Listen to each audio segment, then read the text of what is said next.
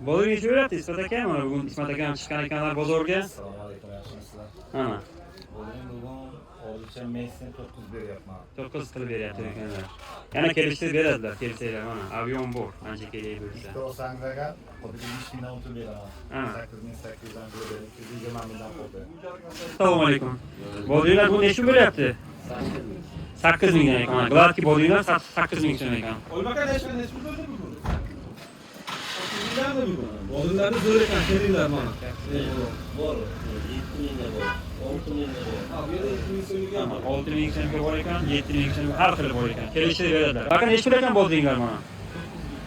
9 ming ekan bular, ha? Bo'lyapti, amaki bular necha bo'lyapti? Ordular 10 ming ekan, kelinglar mana. Necha bo'lyapti aka bozorlar mana? 8 ming ekan mana. Qopiga 25 bo'lsa 200 ming so'm qopi. Ya'ni kelishtirib berasizlar, ha? Assalomu alaykum. Bozorlar necha bo'lyapti aka?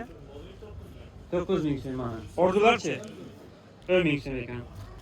Ordular necha bo'lyapti aka ordular? 10 ming so'm ekan mana. Orduchalar chotki. Gladkichi? 8 ming so'm. Ya'ni kelishtirib beradilar. Necha bo'lyapti? Assalomu alaykum. 8 ming ekan mana. Bularchi? Kelishtirib beradilar mana. Qanaqa bo'ldinglar? 9 ming, 9,5 ming ekan mana. Gladkilarchi? 8 ming bo'ladi.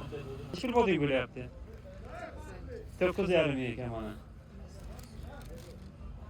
Qadrli podpisчиктар mana bugun Suhrovodkani bozorlari bor, kelishtirib beradilar mana. Orzu bilan ham Galandan bor. Necha pul aka bular bo'lyapti? 9 mingga 8 ming. 9 ga 8 yana kelishtirib beradilar mana. Kelaverasizlar. Bo'ldinglar. 9 ming ekan mana. Bomba ekan sifatchasi ham zo'r. Bo'ldinglar bo'lyapti. 7 ming so'm ekan. Necha pul aka bo'ldinglar? 7 ming ekan mana. Necha pul aka bo'ldinglar bunda? 7,400 ekan. Aka bo'ldinglar bo'lyapti. 7,800 ekan mana. 7 ming so'm mana aka. Galandlar. Navoiydan kelibdilar mana. Pul. Hozir 6 ming. 6 ming so'm ekan mana. Qancha kelsa shuncha arzon bo'lyapti.